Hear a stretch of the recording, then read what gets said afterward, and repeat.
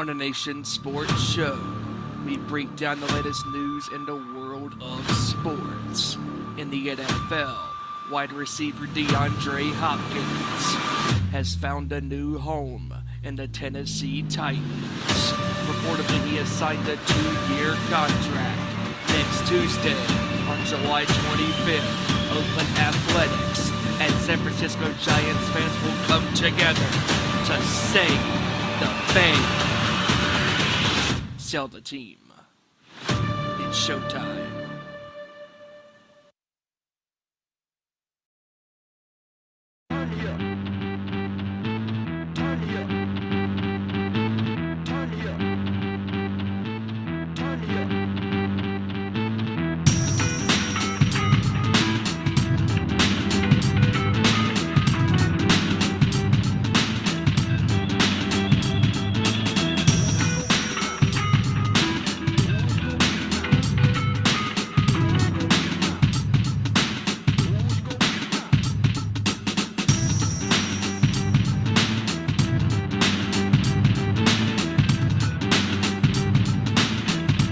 From the gridiron to the court, talking all that is sport, breaking down the latest news, scores, and more. Welcome to our Nation Sports Show.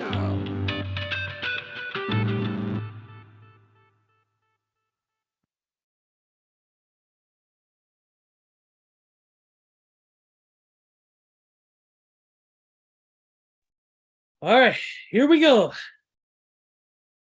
It is that time once again. I think you know what that means, and no, it is not time to watch. It's not time to watch Stephen Badley drum to a Rush song. I'm kidding. Steven's a great drummer, but no, we are here. We are live. You wanted the best when it comes to sports. You wanted the best. You got the best. You know we're here to do it for you. Sports live on our Nation Sports Show. I am Ezra Vickery, of course. New location, maybe 5 feet away, but new location here tonight. But we're here ready to go. Our Nation Sports Show is live as always. We thank you guys for joining us, and of course, for those who are joining us on the YouTube right now, we welcome your involvement. Don't forget to follow us there at youtube.com/Our Nation Sports Show. Like, subscribe, share, all the good stuff. Of course, _sports show on Twitter. Facebook.com/Our Nation Sports Show and Instagram.com/Our Nation Sports Show as well. Don't forget to follow the Nation's Corner at The Nation's Corner on YouTube, Facebook.com/Nation's Corner, and Instagram.com/The Nation's Corner. Follow us there. Don't forget to follow our crew there, Tony, Justice, Front Row, Debhausen, and of course, Front Row, Montgomery, and Mike. Those guys are all great. Hey, gals are all great. And, of course, they got their show 7 p.m. Eastern, 4 p.m. Pacific. And they talk about nothing but pro wrestling, as we like to do sometimes as well. Also, don't forget Too Sweet Cosplay, my crew at Too Sweet Cosplay across all socials. Our next big announcement will be coming up soon for our next appearance. So, everybody stay tuned to our Facebook and stuff for more information as it becomes available. All right, enough of that. We got with us right now. Anyways, Joey will be joining us here in just a few minutes. He's running a little bit late, but according to this, he will be joining us soon. So can't wait for that. But right now my buddy here from North Carolina, from the greatest place in the world, according to him, anyways, and nobody else. The one, and especially not actual football fans. The one, the only, TV Wyand. What's up, man? What is going on, everybody out there? We are so excited to be back on the air talking about the world of sports. And what are we waiting for? We're here to talk about sports, and let's go. Yes, definitely. We're going to get into the sports real quick here in just a few minutes. Of course, we're going to dive deep into whatever we can get our hands on. And of course, this week there's been a few things, but not really a whole hell of a lot. It's been kind of a light week. Of course, we're still into the throes of postseason for the NBA. Some trades coming out, not a lot, and that's the big ones, anyways. And of course the NFL. We have to do a couple of news notes. Nothing major there outside of a free agent trade, which we'll get into in just a second. But to start the show, we're going to get to a little NBA action, and we got to say congratulations to the Cleveland Cavaliers, who won the Summer League championship the other night. In a very good game for them. The Cavaliers. This was a hard-fought Summer League, and we know that several players have sat out the Summer League once they got big performances, including Mr. Wembanyama, who sat out the after gaining one 27-point game, sat out the entire series. It also doesn't help when you're also in the hot seat for your security guard slapping Britney Spears in the head. But then again, she probably needed it. But yeah, they beat the Houston Rockets in the Summer League Finals. The scores right here, of course. Bates, 19 points, 5 rebounds, 4 assists, 1 steal, 1 block shot. 28 points for Mobley, 27 for Merrill, 28, 11, and 2 block shots, 2 steals for Mobley, and then 19 for Porter. Big, huge Summer League opportunity for those gentlemen. Houston Rockets did not fare as well. They have a couple players in double digits, but nothing above 18 points, which, of course, is the norm nowadays. But, yeah, pretty big win for Cavaliers in the Summer League anyways. But now this is a pretty good indication of what Cleveland, especially the future of Cleveland and their roster, may look like, depending on what kind of moves they make over the next couple of months to update their main roster, Stephen. That's right. I mean, like, this is a big one for Cleveland in the Summer League, and congrats to them, for beating the Rockets, to win the championship in the Summer League and winning by 20 points. And overall, I mean, Victor Wembanyama, despite having that 27-game performance and early on in the Summer League, I mean, he's under fire already, with the news about, his guys slapping Britney Spears. I mean, that's not cool, and probably the biggest disappointment, and we keep on talking about this, but Brandon Miller from the Charlotte Hornets is a huge disappointment. He has not produced in the Summer League. He did not anyways. And well, to be fair, most teams from North Carolina are disappointments. This is a fact. You have Michael Jordan, who ran the Hornets into the ground while still selling the team for $3 billion. And then you've got, don't even get me started on your favorite team in the whole wide world of Panthers. Yeah, don't get me started either. They suck as well. But anyways, I mean, just from the simple fact that, like, now that we're getting deep into the offseason and that big move still has not been made, referring to Damian Lillard, he wants to go to Miami, but there's a huge, huge deal that has to be done. And obviously a third team has to be involved, to get that done, and Tyler Hero keeps being brought up, in these trade discussions, going to Portland possibly, if this trade was to go down. And if it does go down, I mean, Hero will be a good asset to a team, but I just don't think he is the de facto star of a team. He's a great role player. I mean, when he's healthy, he's a good player, but he's been on the sidelines for the last 2 out of 4 seasons, especially in these deep Miami runs that they've been in. I mean, he only played 1 game in the NBA Finals, and last year he was out, I believe, all to begin with, on their run last year. But I mean, when he's healthy, he's a good player.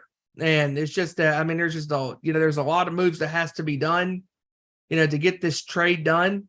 But I really don't think that Damian Lillard going to Miami, it's going to be the move that puts the Heat over the top, because they still have stiff competition in the Milwaukee Bucks.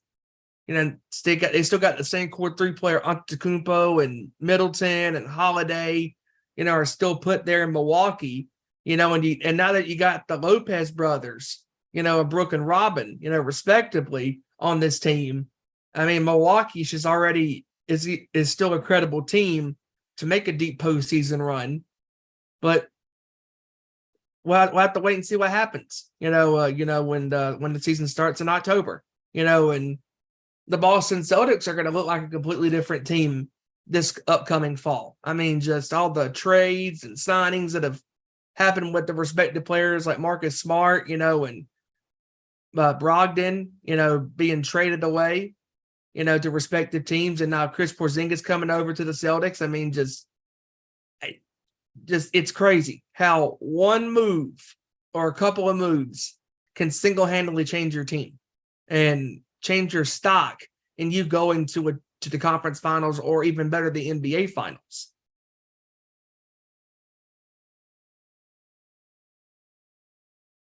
Yeah, I agree with that 100%. Yeah. And there's been some good pickups when it comes to the draft, but a lot of teams have realized that some of these players are going to need work, and definitely Charlotte with their main draft pick is definitely going to need some work. But like I said, Cleveland seems to have a lot of their draft picks in order, especially the guys who scored big in that Summer League championship game. Steven, there seems to be a lot of good talent in that Cleveland Cavaliers roster. I mean, they've had a decent amount of success last season, and I can see them moving pretty well in the playoffs coming up this offseason if everything pans out for them. Obviously, you're going to have your playoff contenders despite the draft picks. You're going to have the Warriors, you're going to have the Suns, you're going to have the Nuggets, you're going to have all those teams. You're going to have the Bucks, and it's going to be interesting to see how all this plays out coming up. And these drafts are always very important to the future of each franchise, obviously, when you think about it, because you're trying to develop as much as you're focusing on the current, which is, of course, your players. Let's take Cleveland, for example. You got a lot of great players that are currently on the roster, some great veterans.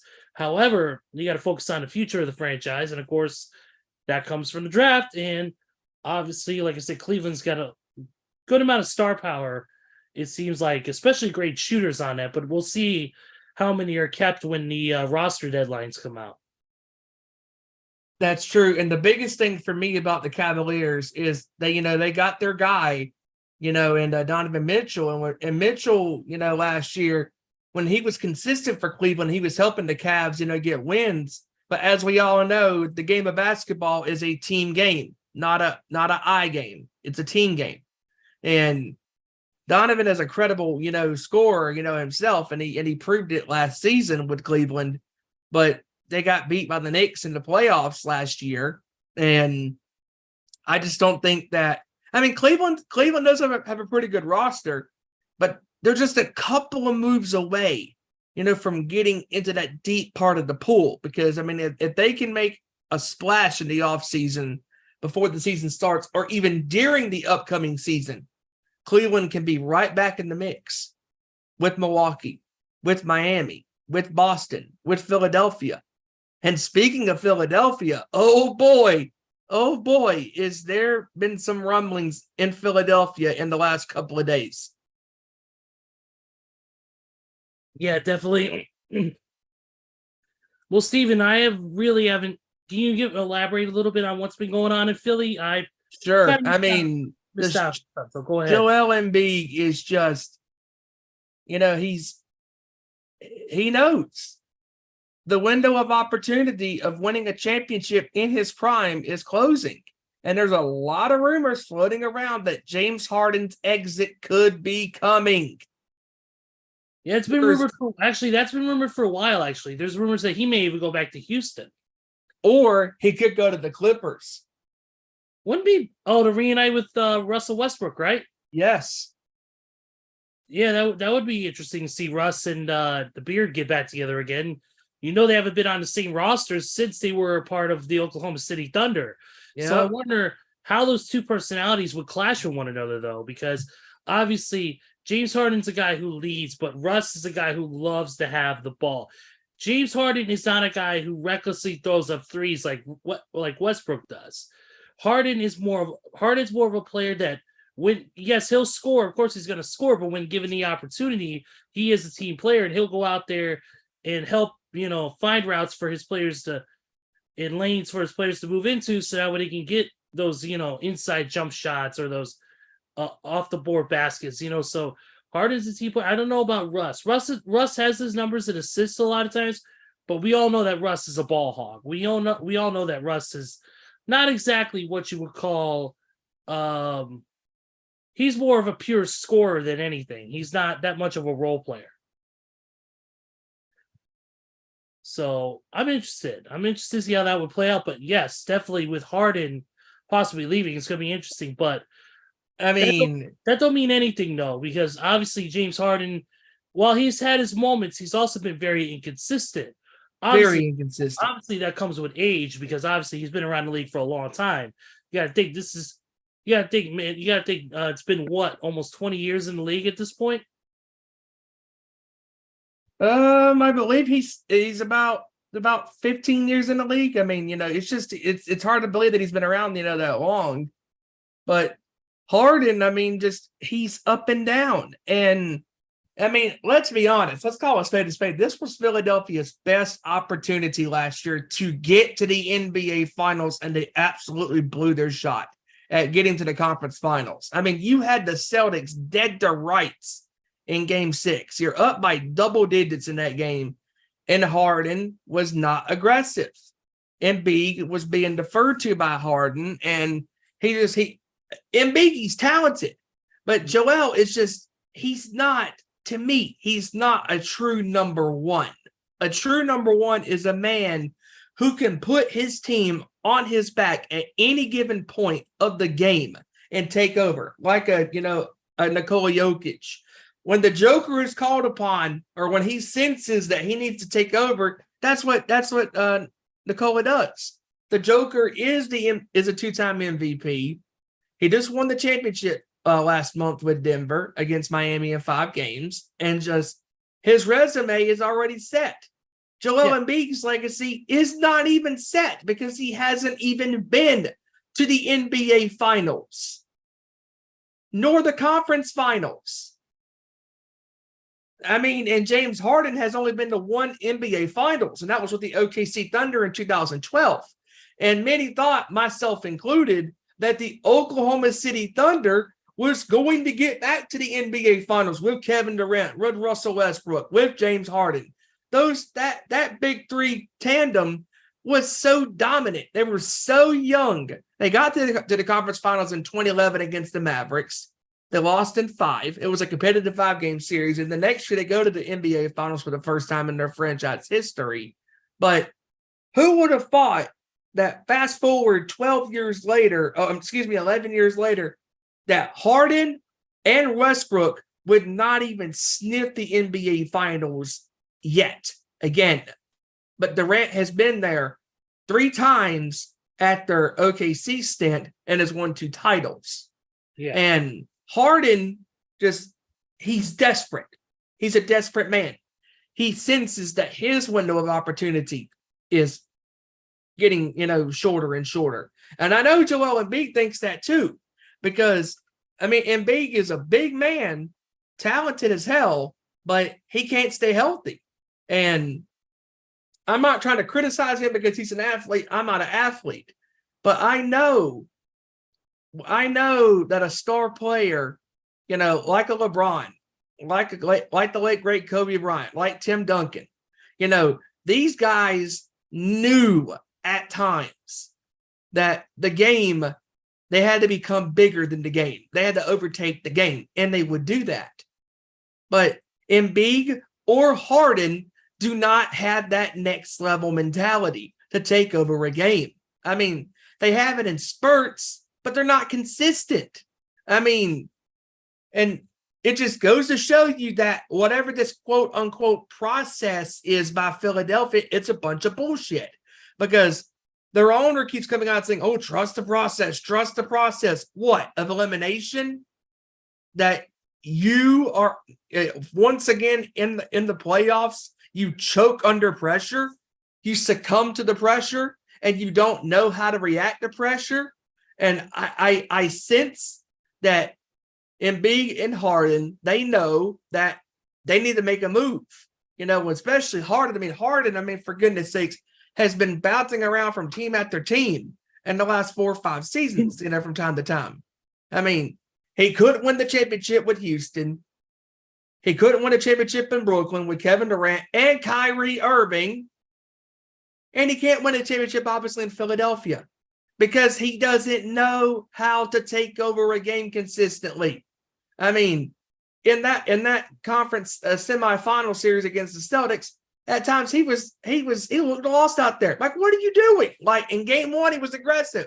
In game 4, he was aggressive. But in games 2, 3, and 5, and 6, especially 6, and 7. I mean, to put the cherry on top. In game 7, Harden was putrid against the Celtics, and now he wants out. Now you want out of Philadelphia because why? Because you don't want to take the responsibilities of not putting this team on your back when Embiid was looking to you to take the pressure off of him because he can't do it all by himself. I mean, for Christ's sakes, I mean, look at the past couple of championship teams. I mean, Denver, Golden State, Milwaukee. Those 3 teams absolutely had great star players and great benches.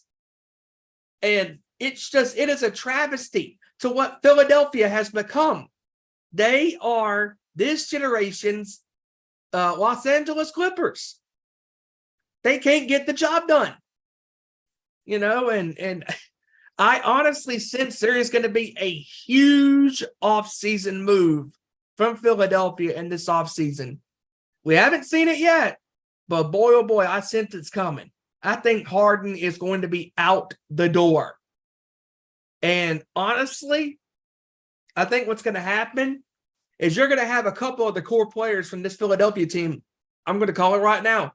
James Harden and Tobias Harris are going to get traded away from Philadelphia to the Clippers. Interesting. Because you can't keep all of these players around forever unless you take a massive, huge pay cut. Yeah. I mean, in the NFL, look at Tom Brady. Tom Brady for years was taking a pay cut. Look at what Patrick Mahomes is doing. Yeah, even though his contract reads $500+ million, what Mahomes is doing, as we all know, is he's taking a massive pay cut to keep players around and to add pieces when pieces go away, to fill that void. And this is a money-making league. Obviously, we know what all the sports leagues are. But some teams operate like give me the most max money you can. And Harden, I think that he thinks he's too good. I really think he believes he's too good. Instead of being at the clubs and all of that crap, be in the gym, work on your craft, work on your game, get better and better and better and better. I mean, look at Kobe Bryant. Kobe Bryant in 2000, after the Lakers beat the Pacers in Game 6, a month later, or possibly even a couple of weeks later, Kobe was back in the gym working on his game, and he just won a championship. And James Harden hasn't done shit in his professional league. He hasn't done nothing like that. He hasn't even reached the pinnacle of the top of the mountain of possibly getting to the NBA Finals, as far as winning it. He's been there one time, but he was young. He wasn't the player that he is now. He was a young kid, behind Durant and Westbrook, who were the leaders of that OKC team. And now that Harden's a crafty veteran and he can play, I'm not knocking his talent, but good God, you got to take responsibility. Yes, and Joey just came in here real quick. Steven, you might have to play in Athens. He might have to play in the EuroLeague. You might have to play on the Athens team. Speaking of Athens, do you know why the people at Athens don't wake up before noon? Why? Because dawn is tough on Greece. Oof. I thought I read that dad joke on Twitter the other day.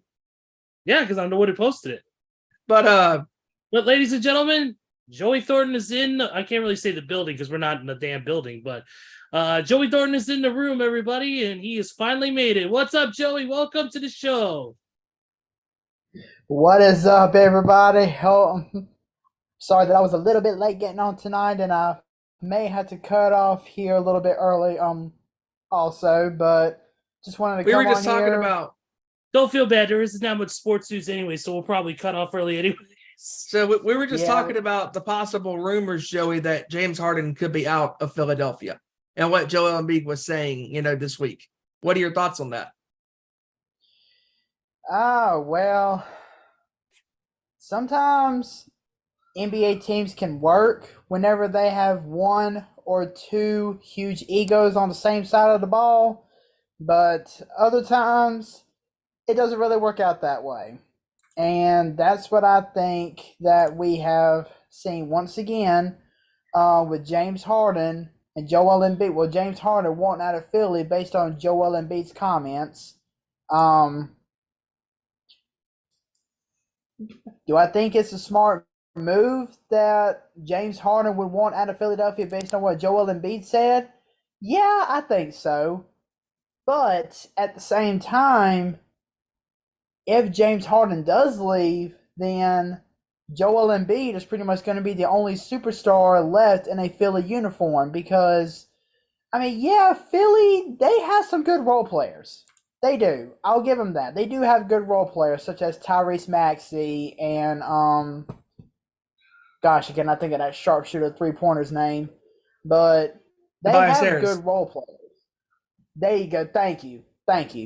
And that's what I was saying, Joey, before you came on. I think that honestly, if Harden goes, one of those players will go. And I picked Tobias Harris to leave Philadelphia with Harden as well to go to Los Angeles because there obviously is those rumors that he could go to the Clippers. Oh, yeah. Especially since Los Angeles is looking to build up their backcourt a little bit, seeing as how they're going to have somebody to join Russell Westbrook and Kawhi Leonard back there. But who knows what can happen. I mean, this NBA offseason has already been a little bit extreme.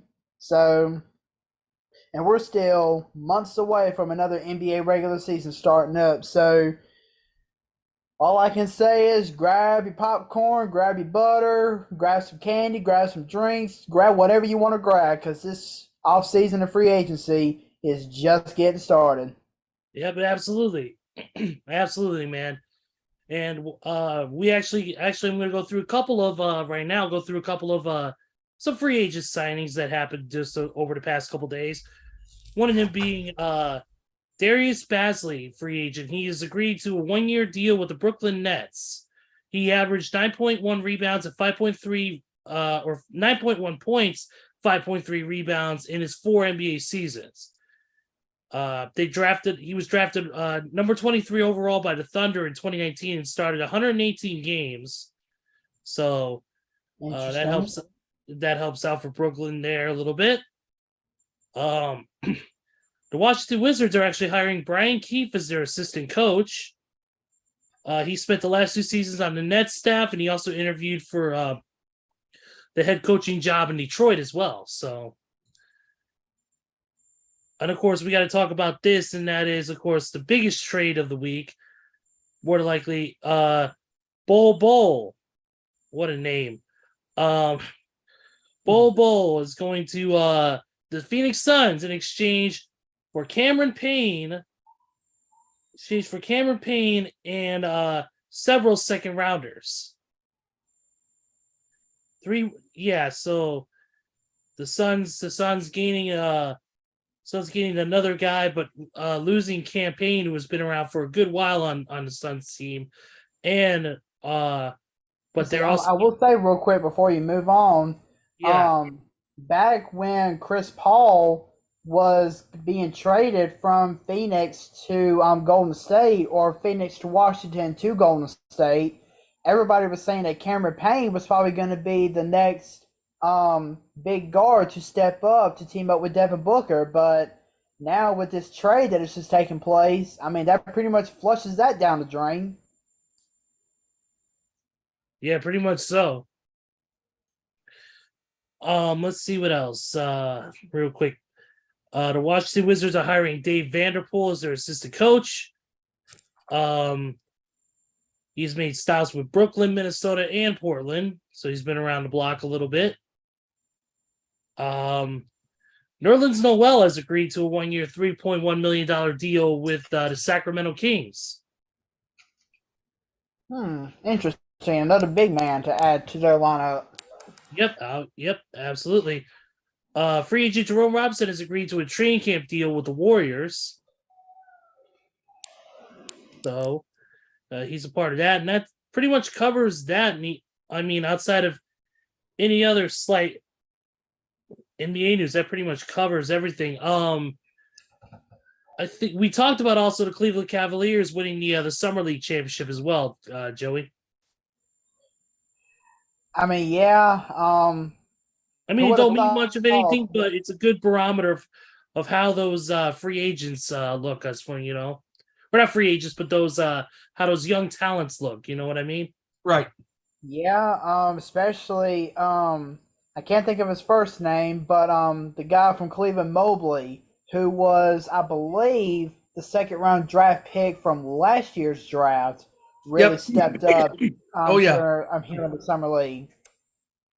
And he got the Cavs to some Summer League championship. So, I mean, yeah, winning the Summer League is definitely not like winning NBA Finals, but at least it puts you on the map.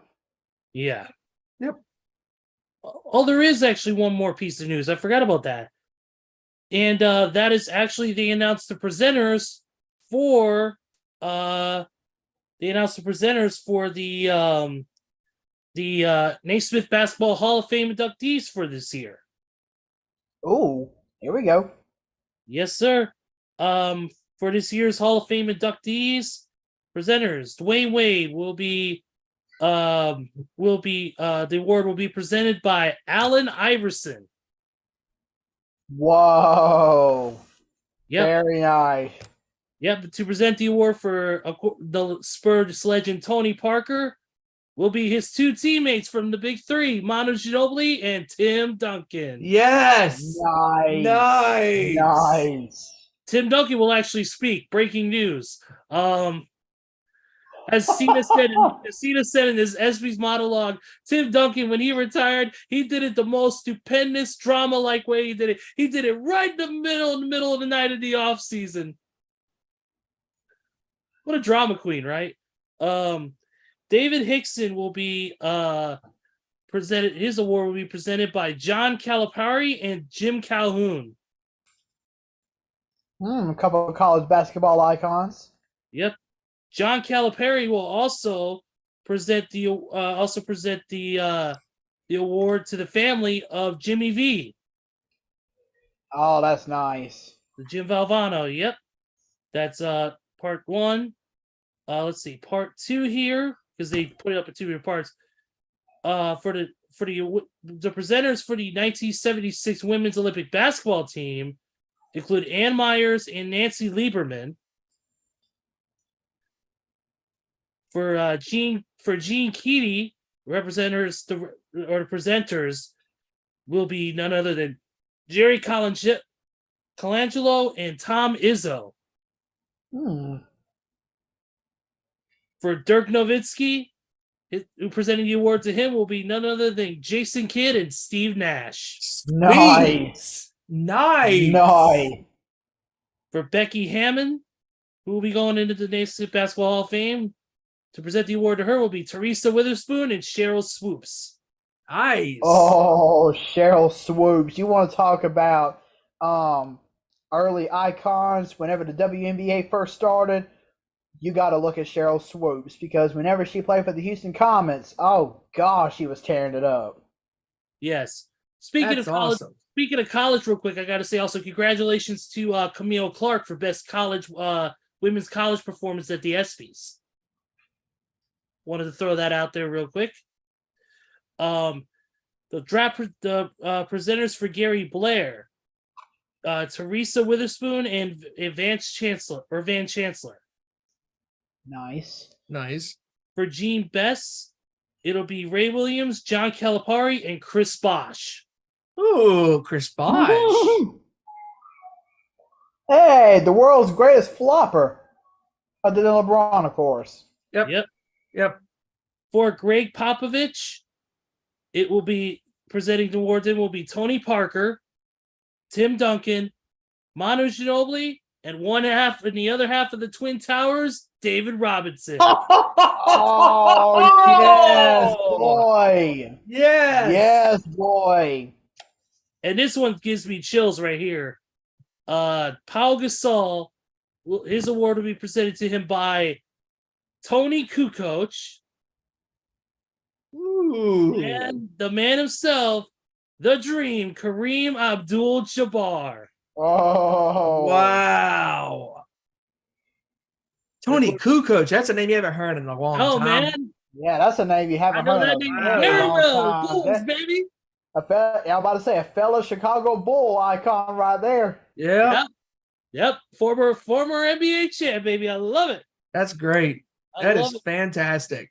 Yep, absolutely. Those are the presenters who are going to be presenting the Naismith Basketball Hall of Fame trophies. So it's going to be cool to see those guys all go in, and the presenters who are going to be a part of it as well. So definitely I wanted to get that out there before we move on. Let's get on to the NFL news real quick. And of course, Oh, yeah. the biggest news of the day is that free agent DeAndre Hopkins is now officially a Tennessee Titan. I have a problem with this free agent signing. Go ahead. I have a pretty big problem. Uh-oh.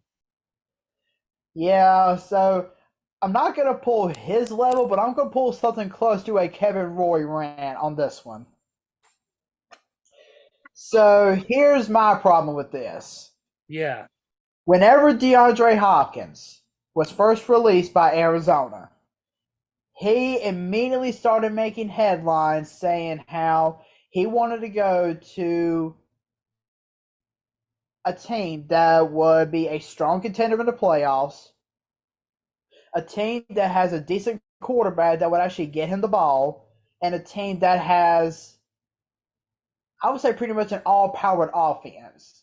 No matter what their defense may look like on the field, he wanted to go to a team that had a high-profile offense. Well, that immediately started linking him to teams such as the Miami Dolphins, the Kansas City Chiefs, the Buffalo Bills, the Los Angeles Chargers, the Philadelphia Eagles.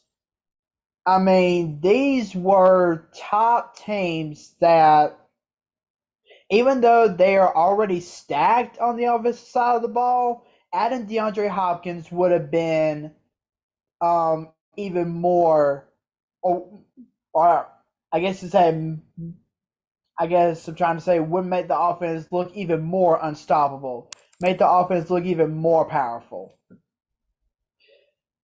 But instead, he doesn't meet with any one of those teams. He instead decides to meet with the New England Patriots, who, granted, they have a lot of rich history because of the one, the only, the so-called GOAT, Tom Brady, and Bill Belichick as the head coach. But nowadays, New England can't even seem to find their way on the winning side of things, no matter who they put out there on the field, because Mac Jones is, I wouldn't say he's a bust. He's up and coming, but it's just, if he doesn't improve on his game very, very soon, Mac Jones may find his way towards being called bust, because he was drafted first round right there in the middle where most number one draft picks tend to have the most success. But then again, playing in a conference like the AFC East, where you have an up-and-coming Jets team led by Aaron Rodgers, a powerful Miami Dolphins squad led by Tua, Tyreek, and Jalen Waddle, and not to mention a beastie Buffalo Bills team led by Josh Allen and Stephon Diggs, and that monstrosity of a defense. I mean, I can see why New England has been having a little trouble getting the win column, especially in their own conference. But he also goes to meet with the Tennessee Titans. The Titans, of course, they have the best running back, or I guess you could say the best running back in the AFC right now, in Derrick Henry. But that's pretty much it. Derrick Henry is, of course, the workhorse of the Tennessee Titans offense. Because Malik Willis, I believe, is either close to or he's about to get released if he hasn't been released already, which means that the only quarterback that the Tennessee Titans have on the field right now who at least has a little bit of on-the-field experience is Ryan Tannehill. Ryan Tannehill, he has his good games, I will admit, but he also tends to have a lot of bad games.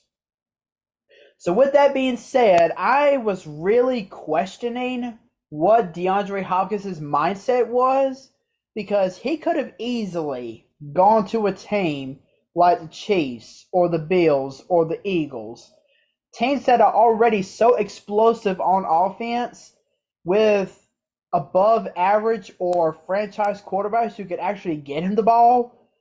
But instead, he chooses to go to a team like Tennessee, who, no offense, Ezra, I know you like Tennessee. I know Nashville was like a second home to you, but you got to admit that Tennessee Titans offense is lackluster minus Derrick Henry.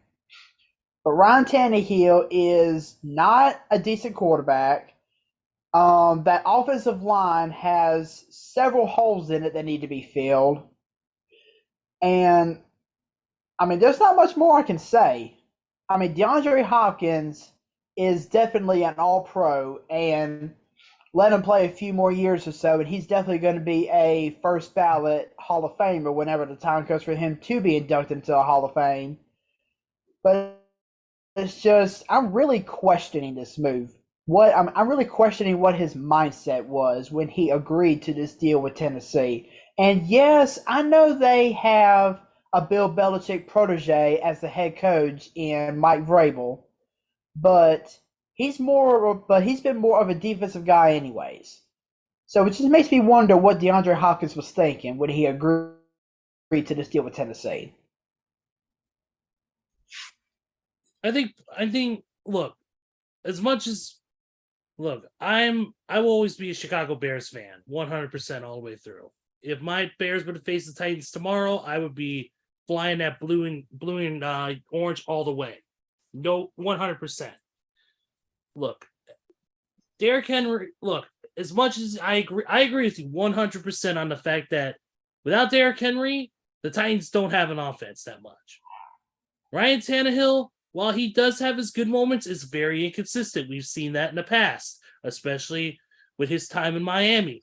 He's had good moments he's had good moments, but he's also had a lot of bad moments when he counted the most. And that is the one thing I think that cost them last year, is they relied too much on Derrick Henry. And to me, like we've always said, it's a team sport. You can't just rely on one player. We say this all the time, but it gets more truer and truer every year. And we notice this. We notice this with the whole situation with James Harden. We know the whole situation with LeBron in LA. We know the whole situation with it doesn't matter. It doesn't matter where. And this is no exception to the rule, as the song goes. It's ridiculous. Like, you drove Derrick Henry into the ground, and that's the same concern I have for Chicago with Justin Fields. But we're not talking about Chicago specifically. We're talking about, of course, this team and about DeAndre Hopkins. Look, you have DeAndre Hopkins, who's a dual threat, a guy who's great, but that's only one integral piece to the puzzle. To me, they need a lot more pieces, in my opinion. They need to find some guys who have the ability to go out there and make the necessary adjustments and plays. And you got to get some more veteran people. You got to get some more guys who have the speed, the power, and who are able to get out there and make the plays when they count. And unfortunately, Ryan Tannehill is inconsistent, which is going to make Tennessee winning a big amount of games harder.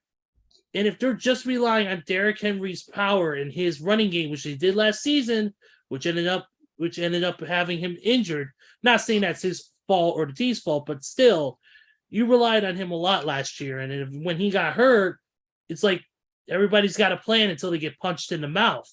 And that's exactly what happened with Tennessee. Tennessee got punched in the mouth and they didn't know what to do. They tried to rely on Tannehill, and they tried to rely on their offense and realized their offense compared to others is pretty inept.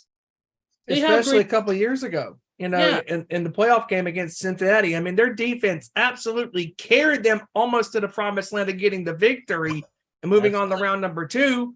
But Ryan Tannehill, his offense consistency reared its ugly head in that game with 3 ugly back-breaking interceptions. Yeah. I agree.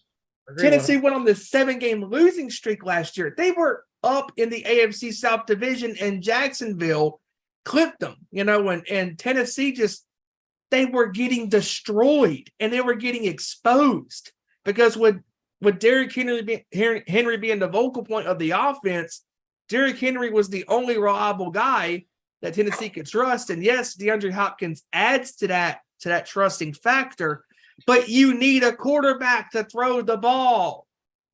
Somebody who can get you the ball when they need you. And Ryan Tannehill, he's not consistent.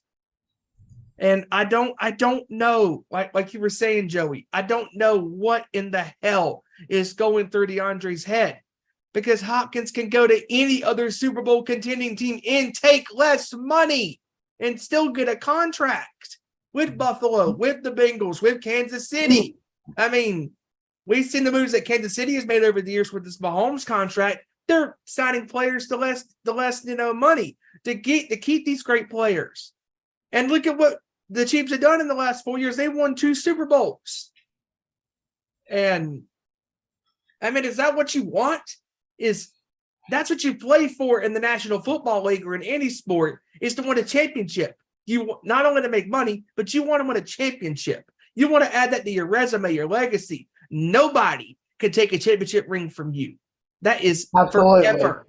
That is forever in your DNA. You're a champion. No matter if you won 1 championship, 2 championships, 5, it doesn't matter. You are a champion.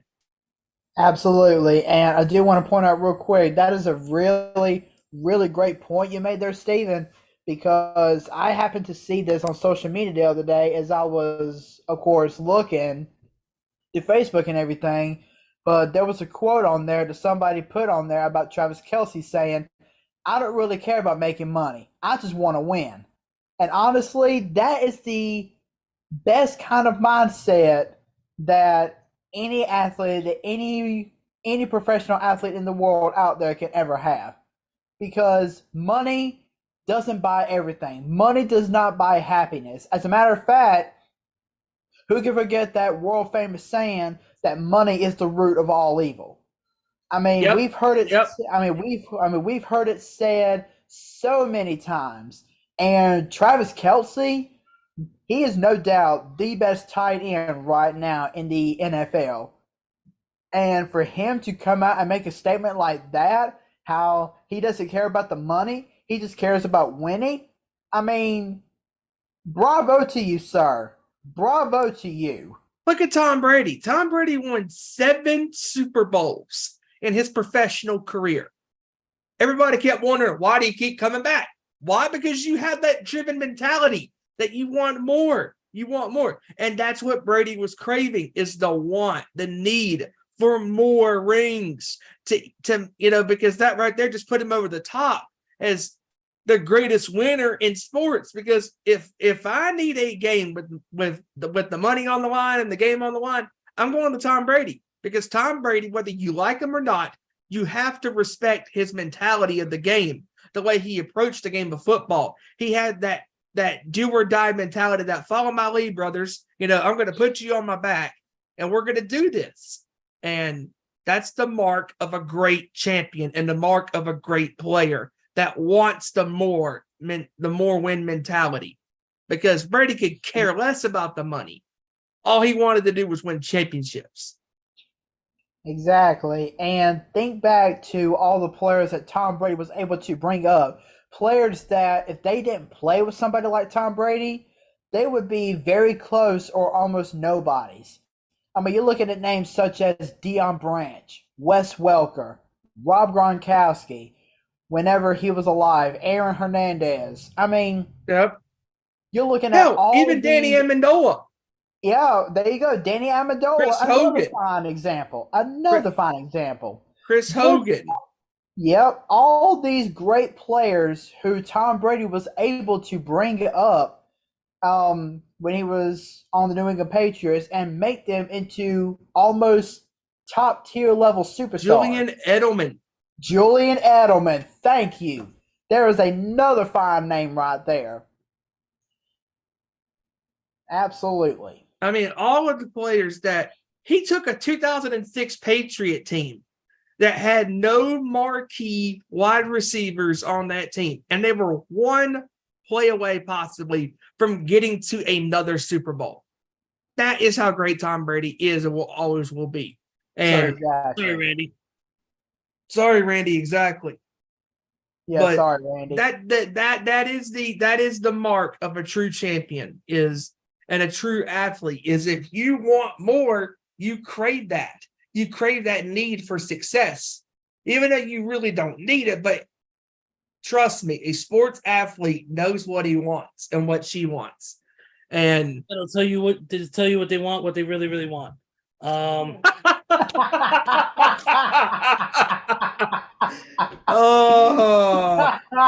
wow.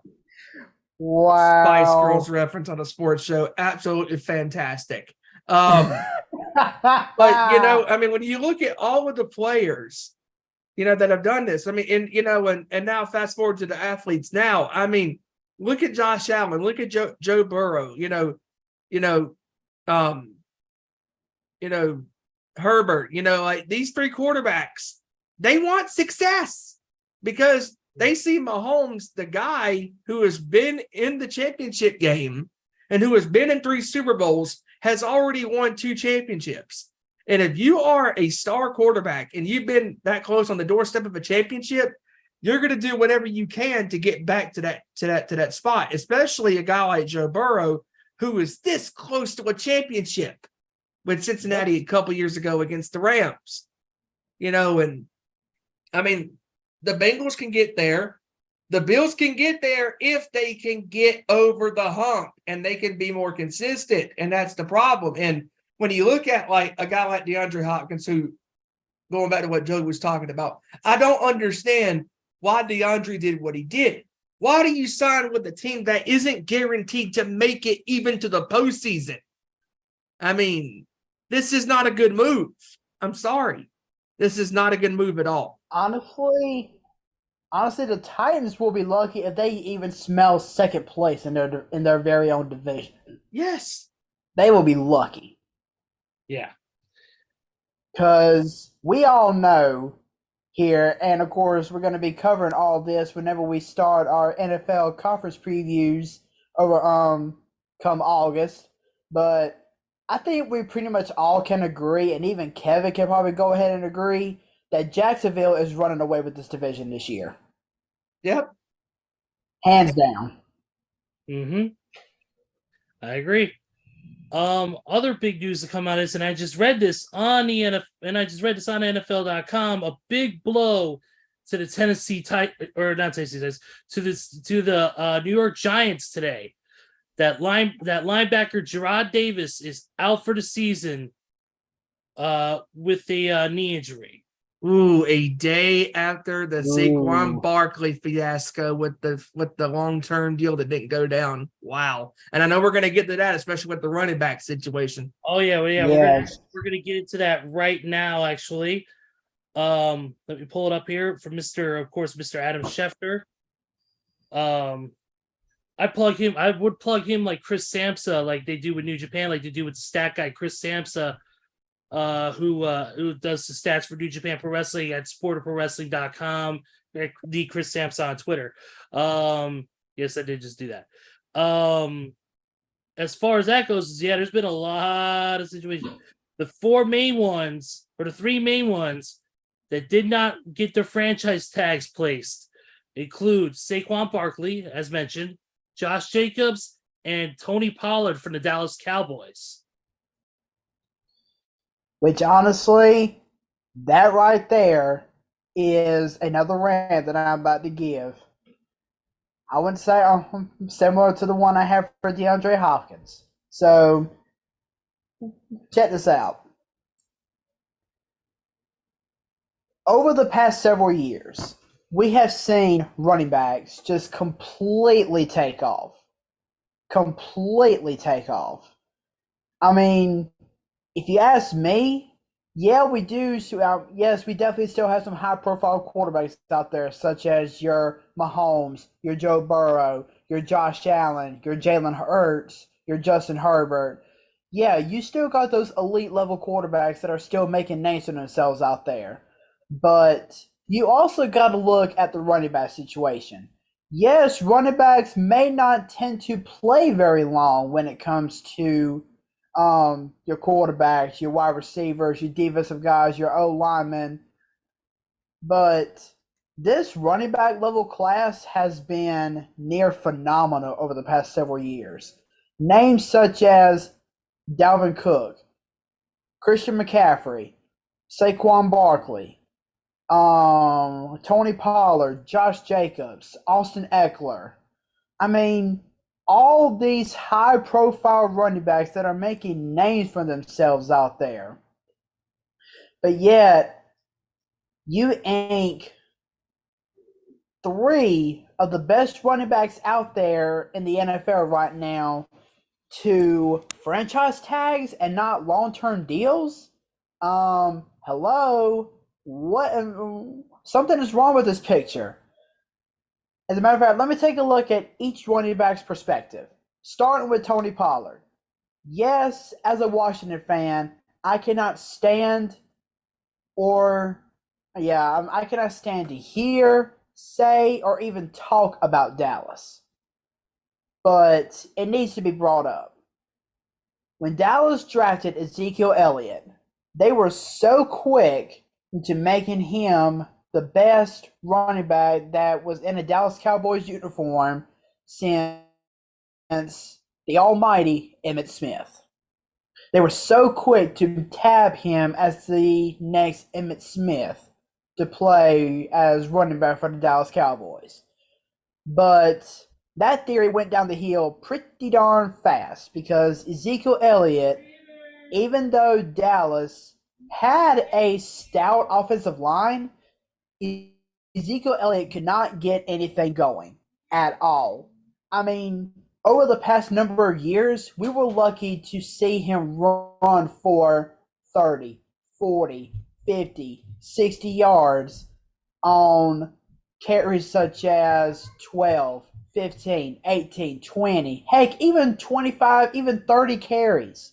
We were lucky to see Ezekiel Elliott scratch the 60-yard mark.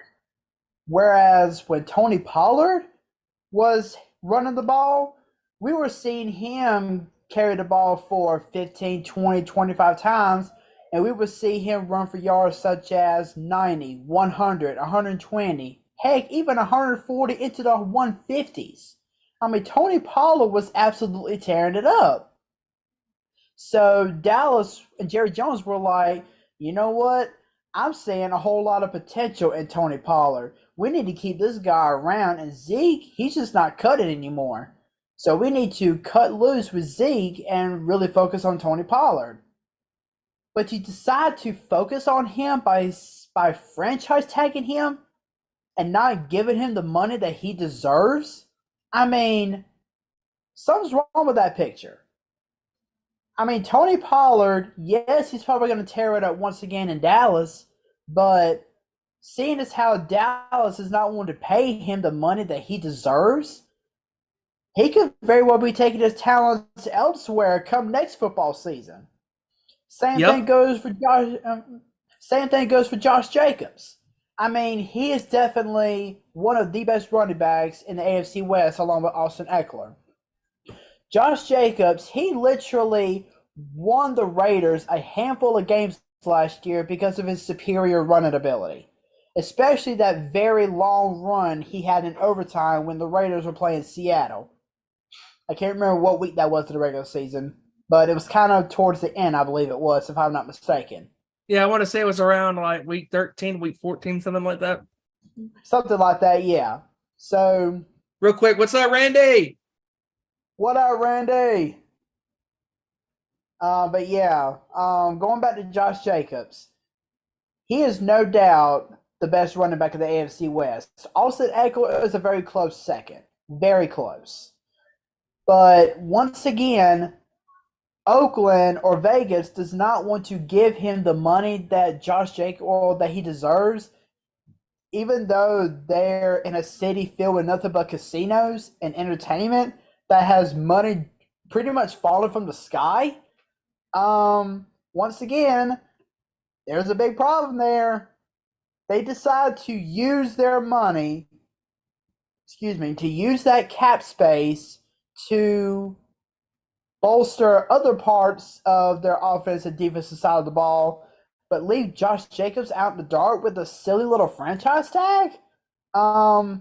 No. That's not how it's supposed to work. Not at all. And now the most interesting storyline.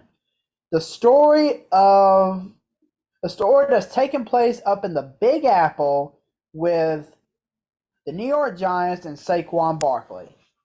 Listen, I realize Saquon Barkley has had his injury scares. He's been bitten by the injury bug pretty much a handful of times. But when he has been out there on the field, he has completely tore it up. So there is no doubt in my mind that Saquon Barkley is the offensive mastermind, the offensive leader on the New York Giants.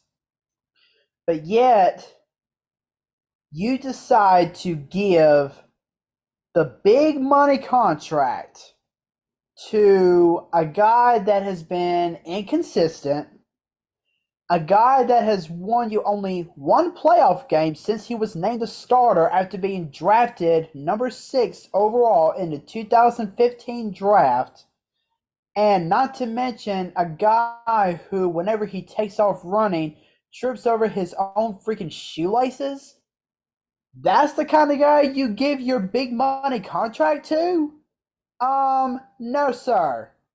No, sir.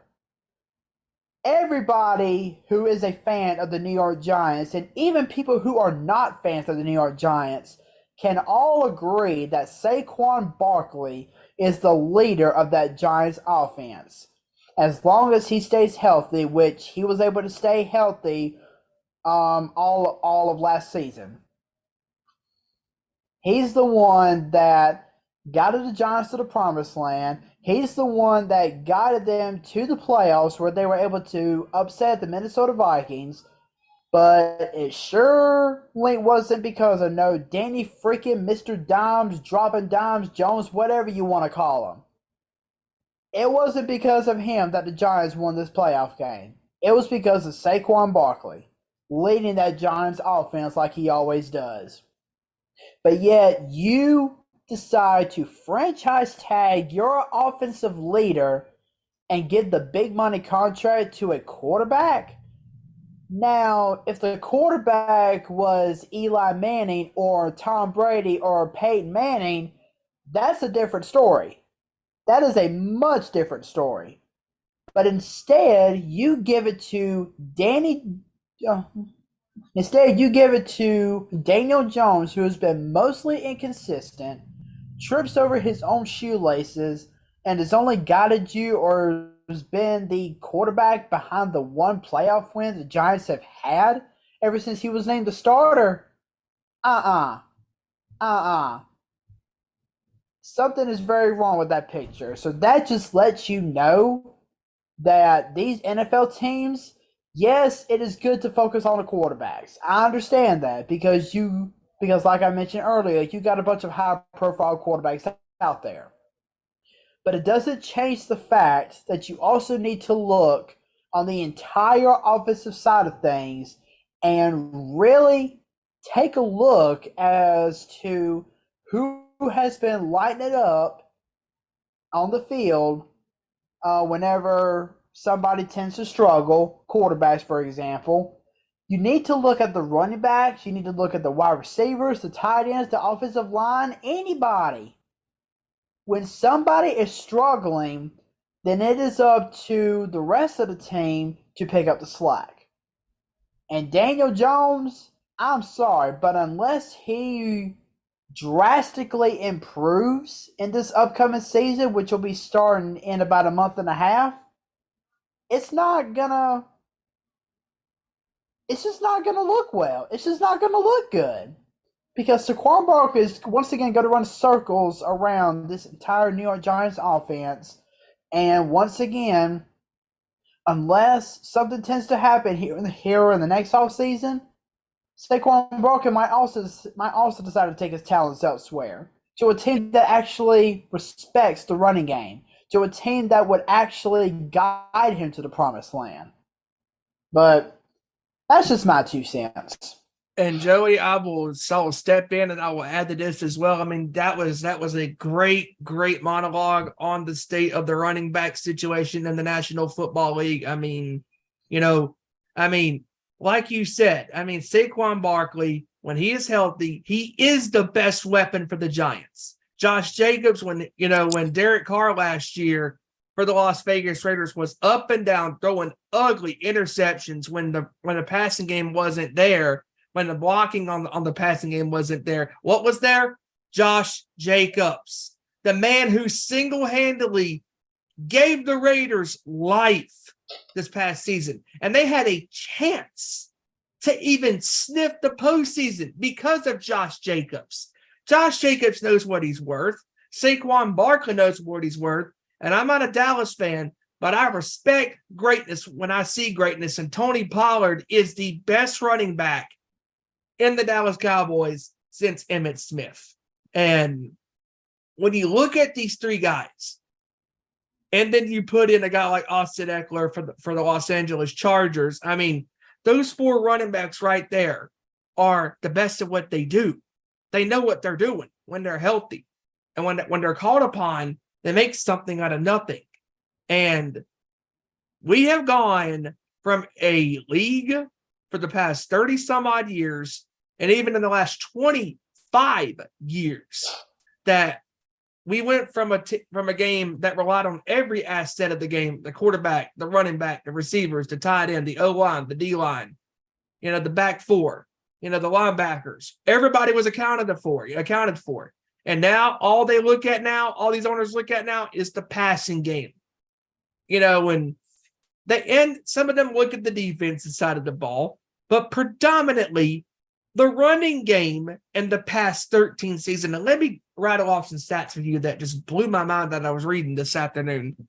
From 2000 to 2010, an 11-year stretch, over 35 running backs were taken in the draft. That's when the running game was obviously still a huge focal point of the offense. But from 2011 to 2023, a 13-year gap, only 18 running backs have been drafted. And what's also crazy is the fact that in the money-making scheme, the running back is getting less money compared to a place kicker. It's incredible. The kickers are making at least $2 billion. And the quarterbacks are obviously making double. The receivers are making double. Tight ends are making double. But the running backs aren't even doubling their money. They're making less money now in the last, 7 years or 8 years, excuse me. I don't have the numbers in front of me, but I was just reading these numbers and it's insane. So I understand why Josh Jacobs and why Saquon Barkley and why Tony Pollard, and all these other running backs are coming out going, wait a minute now. Look, if it wasn't for us, your team wouldn't be where you at. Because if you look at the Cowboys, if you look at the Raiders, if you look at the Giants, Prescott, inconsistent. Danny Dimes, Daniel Jones, inconsistent. Now you have Jimmy Garoppolo as your quarterback. Jimmy Garoppolo is inconsistent. He's injury prone. When he is healthy, he's good. He's decent. But he's been hit by the injury bug himself. And when Derek Carr was there the last several years, he's been up and down. He hasn't been to the MVP caliber level that he was in 2016 before he got injured with that gruesome leg injury. And now when you look at the big picture, these running backs know, hey, our time in this league is very short because our bodies is getting the most damage. But if we're being frank here, everybody in the NFL's body is being damaged. It's not just the running backs, but the running backs are getting the most significant damage because they're taking the ball, plowing through these big offensive linemen, and they're trying to find the blocking scheme, to get, to where they need to be, but they're taking the hits and all of this stuff. I mean, the running backs know that our lifespan in football is very short, and time is money. And they know if we want to live off of some of the money that we have and provide a future for our families and stuff, we have to make the money now while we can, because Barkley is young. Pollard's young. Jacobs is young. I mean, these three men are incredible athletes at the running back position. And when they are healthy, they are incredible football players. And they lead their teams to victory a lot of the times. I mean, especially Tony Pollard. I mean, like you said, Joey, I mean, Tony Pollard at any given point can rip off a 50, 60-yard run, just like that. And I know Tony Justice knows this. I know Neil knows this. Ari knows this. All the Cowboy fans out there that I know this. That Tony Pollard is the Cowboys. He needs them, and Dallas needs him.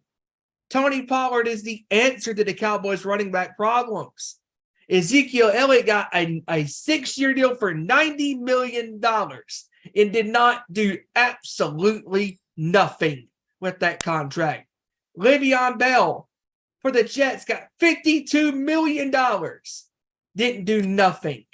I mean, when you look at the contracts that have been dished out to these running backs, some of them have been bad. And let's call a spade right quick. I mean, while we're preaching the gospel of football, talk as far as what is good and bad in the league, when it comes to how these players are getting paid.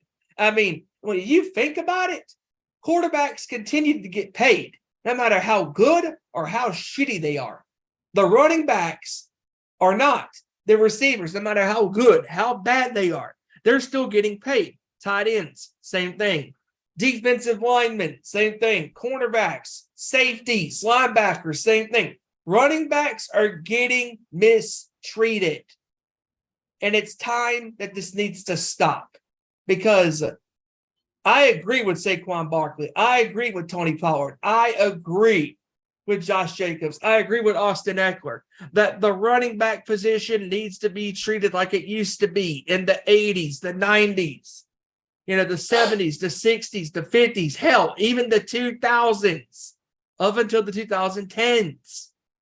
Put some respect on the running back position, folks, because the running back position is a very important piece to how an offense is going to succeed, because you need a dominant or good enough running attack to put the respect on the offensive side of the ball.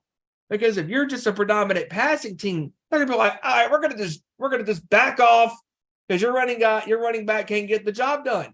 If you put if the running game is being respected and shown that it's dominant, you're gonna have 8, 9 guys in the box, and looking to stop the run. And it just goes to show you that these owners now, they don't see dollar signs in the great running backs that have proven themselves because of the failures of the Ezekiel Elliott's, of the Le'Veon Bell. And I can't for the life of me remember the other running back that got a significant Todd Gurley. Yes. $60 million. $60 million with the LA Rams. And that contract pissed away very badly. And Gurley got injured badly with the Rams. And that contract was so bad it expired when he went to Atlanta. And Atlanta still had to pay him his money as well. I mean, just those 3 contracts. Gurley, Bell, and Elliott were just awful contracts. And you're going to judge those 3 bad contracts on 4 great running backs because you don't think that they could be as consistent when that's a bunch of crap. Because as we all know, look at all the quarterbacks in the past that have been paid a shit ton of money and have failed, that have fallen flat on their faces. And this is yep, go ahead. And it's not just the running back side of things. Think back to all the contracts that wide receivers and quarterbacks have signed, defensive players, just anybody other than the running back position. How many of those contracts have come crashing and burning down because of a severe injury? Pretty much all of them. So you can't really blame the running back position for a lot of failed contracts, because it's not just the running back side of things. It's also the quarterbacks, the wide receivers, the tight ends, the O-line, the D-line, the safeties. No matter what other position you want to look at, it's not just the running back side of things anymore. And I mean, real quick, Joey, before you continue, Randy says in the chat that the Raiders are messing up big time by not picking up Josh Jacobs' contract. And his father says, right down there, he says that, he just thinks that the Raiders are being how they are because they're hard-headed. And I agree. Exactly. Continue. I agree. I 1000% agree. And to add on what you said, Stephen, about all those great running backs that were drafted between 2000 and 2010, I mean, and all the running backs that played back in the 80s and the 90s, let's take a look at some of those names. Roger Craig, who played for the San Francisco 49ers, unbelievably talented on the running back side of things. The name that I mentioned earlier when I was talking about Ezekiel Elliott, Emmitt Smith for the Dallas Cowboys, absolutely phenomenal. Other players such as Tiki Barber, who was a running back for the Giants back in the early 2000s. Adrian Peterson, when he was tearing it up for Minnesota. And of course, you cannot talk about running backs. Of course, before we get to that name, Priest Holmes, when he was tearing it up for Kansas City back in the early 2000s. I mean, all these great running backs were completely tearing it up, but the one running back who definitely tore it up in the early 2000s, and you cannot look past this name, the main man who tore it up himself, and that is Mr. LT from the San Diego Chargers, LaDainian Tomlinson. That dude was a monster. He was a ferocious monster who completely tore it up when he was out there on the field, running for those long touchdowns, making those big plays, picking up good yardage when he was handling the ball for San Diego. I mean, all those high-profile running backs really made names for themselves whenever they signed big contracts. But yet, you want to blame the running backs for a bunch of failed contracts? No, you don't do that. Not at all. It's a disgrace. It is an absolute disgrace. I mean, you can't just single out running backs. Every position has had awful contracts, not just running backs. Yep, absolutely. Let's see here. That's pretty much, I think. I do want to bring something else up that caught me this week. Okay, Justin Jefferson, obviously, as we all know, the star wide receiver of the Minnesota Vikings, has come out with his top 5 quarterbacks. And Kirk Cousins is not on the list. Oh, gee, I wonder why. Number 1, Mahomes. Number 2, Aaron Rodgers. Number 3, Joe Burrow. Number 4, Jalen Hurts. And number 5, Josh Allen. And Kirk Cousins responded. He said, look, you got to be honest. You got to be, you got to be honest with yourself. At least he acknowledges that he's not the best. Yeah, but I definitely wouldn't put Aaron Rodgers that high. I probably would have put him at the bottom of that top 5 list and moved I everybody else up. predominantly agree, but we'll put Aaron Rodgers at number 5. I put him at number 5.5. Are you sure? Are you sure you want to put him at number 32 behind Cam Newton? Yeah, I'll give him a little more credit. That's just being too ruthless right there, putting him behind Cam Newton. That would be like Randy putting Tom Brady in number 32 and putting freaking Kyle Orton ahead of him. Whoa! Oh God! Wow! Kyle Orton. Oh wow! Or Rex Grossman. Yeah. Ooh. Or the greatest bust in the NFL, Russell. Oh God, Jamarcus Russell. Oh God. Or even better, how about, no offense, we interviewed him on the show a couple years ago, but Ryan Leaf. I mean, let's call a spade a spade. Oh, Ryan Leaf was a Jesus. complete bust. Oh Jesus. Woo! Whoa. Oh yeah, there was let's see, there was something else I was reading. Oh yeah. They came out with some of the ratings and some of the different things for the next NFL game, for the next Madden. Here are your top. Jay Jettis, the 99 Club, once again. Justin Jefferson, 99. Here are your top 10 running backs overall in Madden 23. Amari Cooper, AJ Brown. This is from 10-1, by the way. Amari Cooper, AJ Brown, Terry McLaurin, DeAndre Hopkins, Jamar Chase, Cooper Kupp, Stephon Diggs, Devontae Adams, Tyreek Hill, and Justin Jefferson.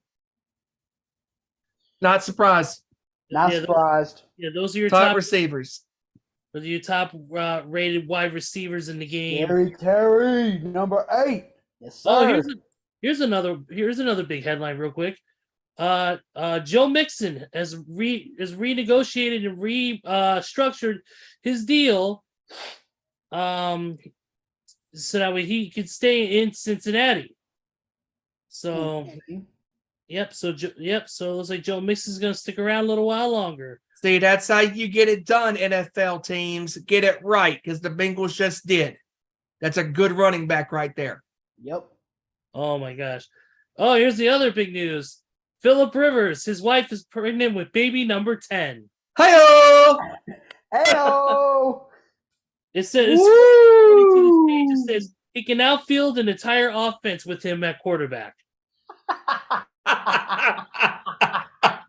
It's like my friend Jeff. He's got 6 kids. He's building his own Fast and the Furious starting cast. Oh God! Wow! I say that because he's a big Fast and the Furious fan. That's why I say that. Oh, here we go. Jets and Keenan Williams agreed to a 4-year, $96 million deal that includes $66 million guaranteed. Interesting. But I do want to ask real quick, in regards to celebrities, who's going to wind up having the biggest family? Phillip Rivers or Nick Cannon? Nick Cannon wins. I'm sorry. Now that's definitely wild and out, if you know what I'm saying. Yeah, because I think Nick Cannon is about to have his 15th or 16th child. Damn! Yeah. Yeah. Talk about wild and out. Boy. Jesus. He's probably put more time in the bedroom than he is on the field. Or on the microphone, period. On the microphone. There you go. By the way, we gotta send a big congratulations to the 60 semifinalists haven't named in the senior coach contributions class, but the biggest and best one, I think, and the most surprising one, and the one that deserves it the most, who should be in the Hall of Fame this year for obvious reasons, is Steve Mongo McMichael. Yeah. Yes. Many of you know Steve McMichael is not in good health, may not even make it much longer, but he did get to see on TV when it was announced that he was going to be a semifinalist in the Pro Football Hall of Fame voting. So congratulations Mongo getting this far, and hopefully he gets his just due before he does indeed end up passing away. So, Yeah. But outside of that, that's it for NFL. I want to get into some NHL news real quick because there was one big news note on that, and that is actually two big news notes. The biggest news note is that it's being reported around Chicago that Jonathan Toews has retired from NHL competition and that he has decided to hang up the skates for good. What's being reported is that there were offer sheets laid out for him in different teams, and Toews' name was not on them. So it's looking like that number 18 will hang up the skates for good and retire as a Chicago Blackhawk, which is of course I'm very, very happy about that, obviously. But speaking of the Chicago Blackhawks, Marian Hossa will have a goodbye game coming up August 18th in Trenčín, Slovakia. Oh, and the roster lineup of players that are going to be on in this game so far is fucking nuts. Listen to this. Nicholas Lindstrom, Zdeno Chara, two of his former teammates on the 2010 Stanley Cup team, Dustin Byfuglien, Nicholas Hjalmarsson, Michael Havlet, Patrick Sharp, Gabrick, Thomas Kopechki, Alfredson, Handzus, Satan, Roosevelt, and Jonathan Toews himself. Wow, star-studded lineup. And that'll be Marian Host's official final game as a hockey player. Wow. Yep, number 81. Yep, Stars of the Past going to be joining him for one more final game. So that's one of the biggest news I wanted to bring up in the world of the NHL. Also, real quick, I mean, we got to get into some Major League Baseball. Steven, I know you said that the who was it? The San Francisco Giants are joining in on the sell the team thing with the Oakland A's. Save the Bay next Tuesday night. Save the Bay next Tuesday. Next Tuesday night, yeah. Hijacker Mike and everybody out there in California over there is going to be coming together with the Giants fans next Tuesday on the 25th to come together to unite the Giants and Athletics fans under one condition: to save the Bay. Hashtag save the team. Hashtag Fisher out. Hashtag rooted in Oakland. Hashtag man fraud. Hashtag Vegas beware. Yep, absolutely. I want to also real quick in baseball, I want to run down some scores. Right now, bottom of the sixth, Philly is up. The Phillies are up over the Brewers 4-2. Right now, Dodgers beating the Orioles 5-1. Bottom of the fourth, the Cleveland Guardians up on the Pirates 8-0 in the middle of the sixth. The Padres are up on the Blue Jays 4-1. Giants are knotted up at Cincinnati. Well, actually, they're warming up right now. Bottom of the fourth, the White Sox are losing to the Mets 6-2. The Braves are right now down against the Diamondbacks 7-5 in the top of the fourth. Right now, knotted up at 0. The Marlins and the Cards. Cubs are losing to the Nationals 3-0 in the top of the second. Knotted up at 0. Bases loaded, 2 outs. Texans against the Tampa Bay Rays. Tigers are up 2-0 on the Royals. Warm-ups going on right now for the Astros and the Rockies. Later tonight, the Yankees and the Angels. Red Sox and the A's. The Twins and the Mariners. And then earlier today, final 10th, the Giants beat Cincinnati. I guess it was a doubleheader today, 4-2. So those are your MLB scores. Joey, you're the MLB expert here. Do you have anything you want to kind of lead off with? Well, first off, being the good sport I am, I want to say congratulations to your Chicago White Sox, Ezra, for beating my Braves 2 out of 3 this past weekend. I give them good props for that. They were able to play some good baseball. But Yeah, I mean, second half of the season has begun, which means the playoffs are right around the corner. A lot of teams October. are, Yep. a lot of teams are trying to step up their game a little bit to try to make a push toward the playoffs coming up here in the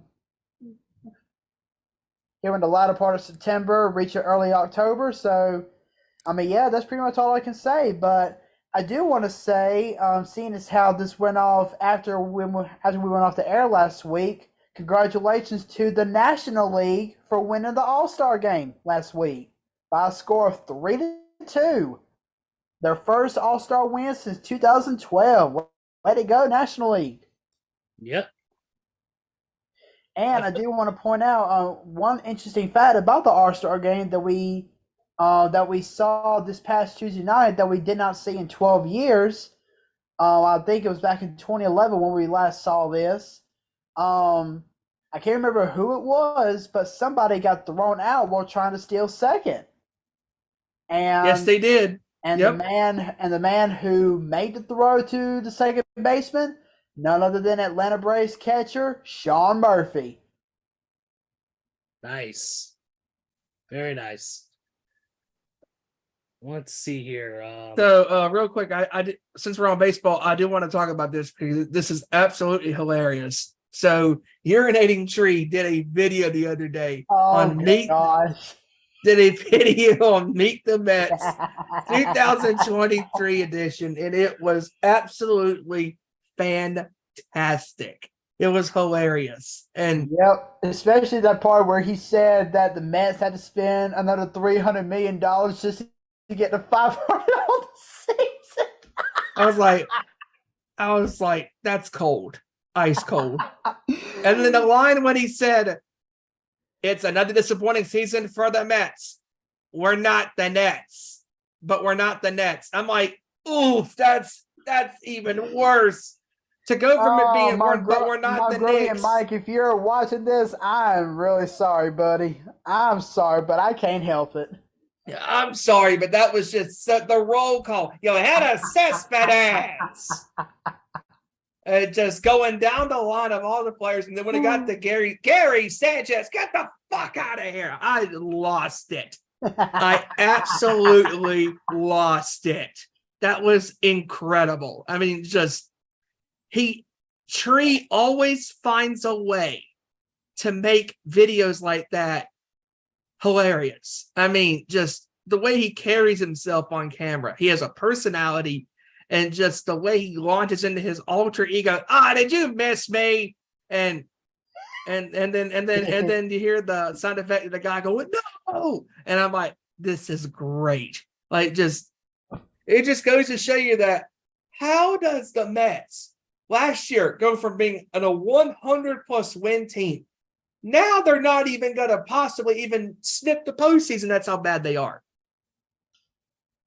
And they spent all that money in the offseason to acquire star pitchers Max Scherzer and Justin Verlander, thinking that the Mets were going to improve on last year's team, win the NL East, and no doubt be a huge contender to win the World Series this year. And that's not even going to happen.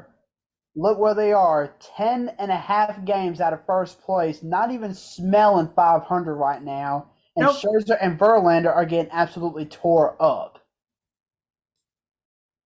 It's typical Mets fashion. I mean, they spend all this money and they give this team a glimmer of hope, and they fail.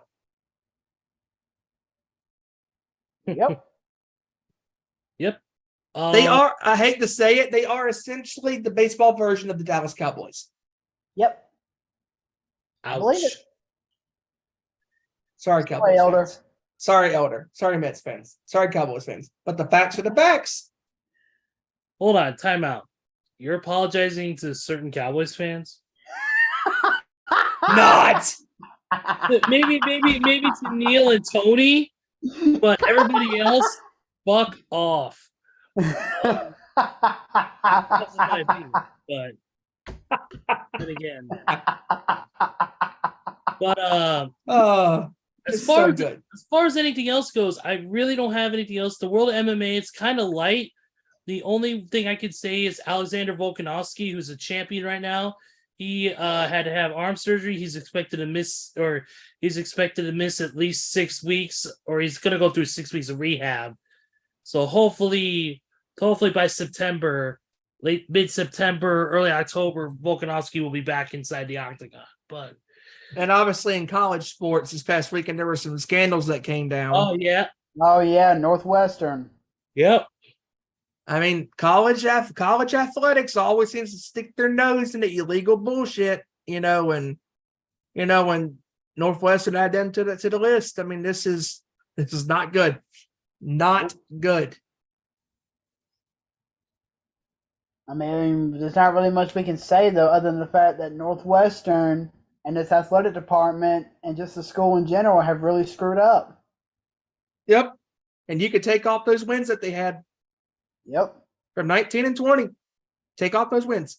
Done. And not to mention the University of Tennessee also having 11 of their wins scratched from 2019 and 2020 because that's what I was thinking of. Thank you, Tennessee. Because Thank of you. a scandal with former head coach Jeremy Pruitt, who was apparently paying money to recruit families. Yep.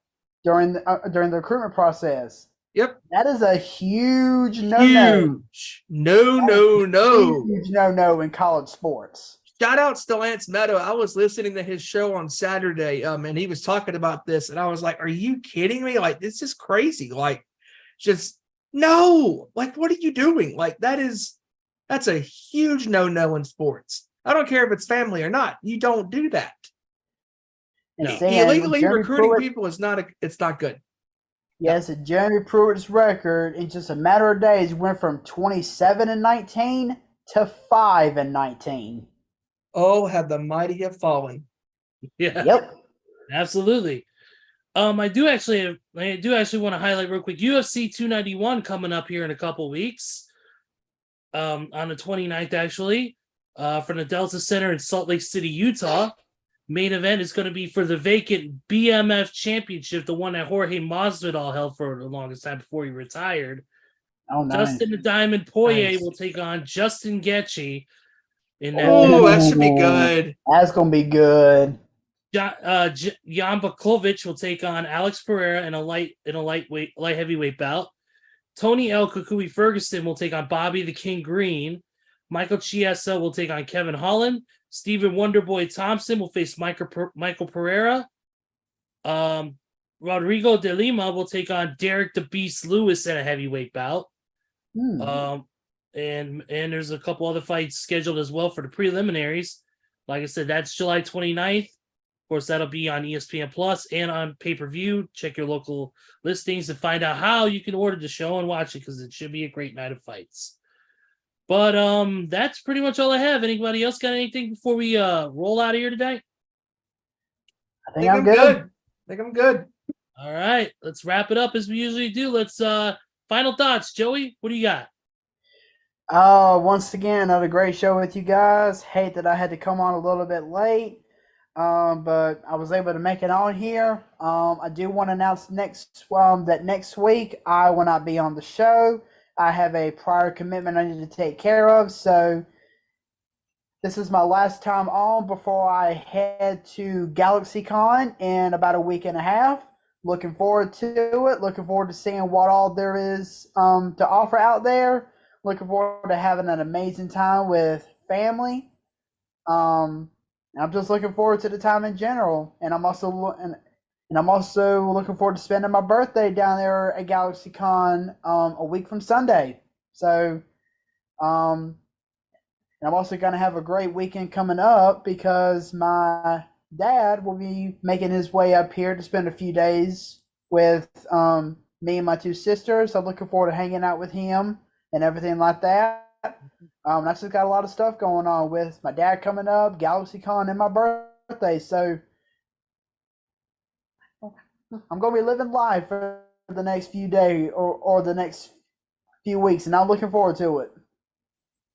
All right, so you'll be off the show the next 2 weeks, correct? I'll just be off the show next week. Okay. So we will see you the week after. Okay, cool. All right, man. Yep. Cool. Can't wait. Steven, final thoughts from you as always. Great show with you guys tonight, talking about NFL, NBA, baseball, hockey, all that good stuff. And just another great show with you guys. And we are just inching so close to our football coverage starting in August. The first episode of 2023 in August, as far as in that month, will be when we start our NFL coverage. As we all know, we start with the AFC. It'll be the AFC South and the AFC North. And that will be our first episode of the football coverage is the AFC South and the AFC North. And looking forward to that starting up in August. And man, just it's starting to heat up, baby. And great discussion on the running back situation, because I mean running backs need to have respect on their names as well. And don't forget to follow us on Twitter at @ON_Sports Show, Facebook.com/Nation Sports Show, and also where we are live on Tuesdays most of the time and sometimes on Wednesdays, YouTube.com/Our Nation Sports Show. And also don't forget to follow the Nation's Corner on Twitter at Nation's Corner. Everywhere else on YouTube, Instagram, Facebook, it is at The Nation's Corner. And catch the guys and gal this Saturday at 7 Eastern, 6 Central, 4 p.m. Pacific time as they talk about the week in professional wrestling.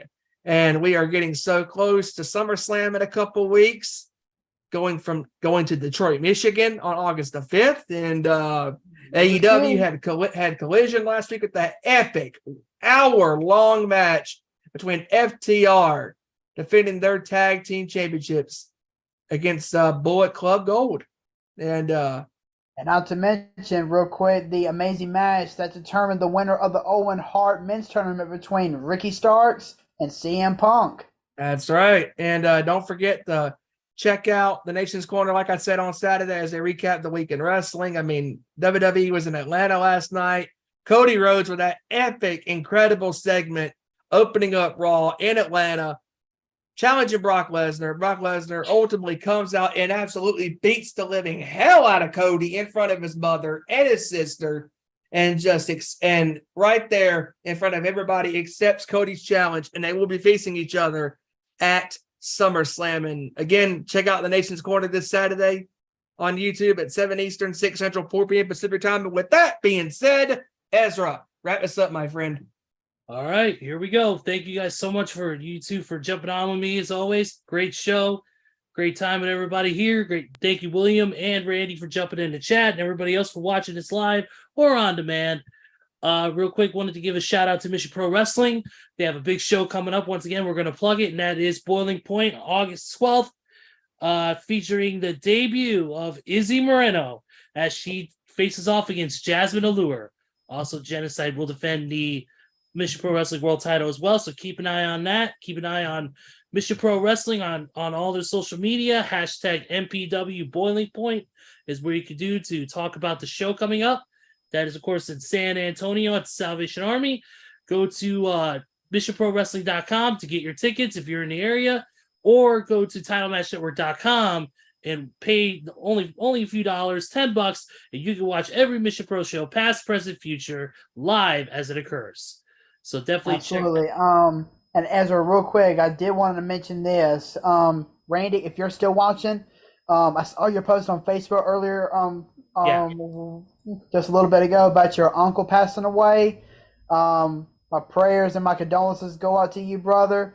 To you and your family during this rough time. I hope the recovery goes well for you, man, and I hope the family recovers well from this. Absolutely, man. We wish Randy and his family all the best, and condolences and prayers. And then one more thing, wrestling related. I got to say also, real quick too, is big news coming out of the world of Game Changer Wrestling, and that is that for their homecoming show coming up, which is 2 nights in Atlantic City, New Jersey at the Showboat, they announced big matchup, which is going to take place Maki Death Kill, which is Maki Ito and Nick Gage, the King, taking on Steph DeLander and the indie god Matt Cardona. Also, Also, the return of none other than Tony Deppen, the former Ring of Honor World Television Champion and GCW standard bearer, will be coming back after being on the shelf with a broken arm during his match with Zack Sabre Jr. a few months ago at the Ukrainian Cultural Center. And the G1 is happening right now in New Japan Pro Wrestling as well. Congratulations to Eddie Kingston on getting his first G1 win against Shingo Takagi, the Dragon. And he's already called out Tony Khan and said to make this match either at All In Wembley or All Out in Chicago. So we'll see what happens. Hopefully the matchmakers Obari-san and Tony Khan can get it together and make it work. We'll see. And that'll, of course, be discussed on the Nation's Corner, like Steven said, 7 p.m. Eastern, 4 p.m. Pacific, 6 Central, youtube.com/The Nation's Corner. Now, enough of that. Let's end the show. So, with that being said, for Kevin Rory, for Randy Gyron, for Joey Thornton, and for my boy Big Stevie Wyand, I am Mr. Vickery, and we will see you right here next week with another great edition of our Nation's Sports Show. Take care, everybody. Hope you have a great week. Enjoy what sports is on, and enjoy the wrestling as well. And we will see you next Tuesday, same time, same YouTube channel. Peace out, and take care of each other. Later.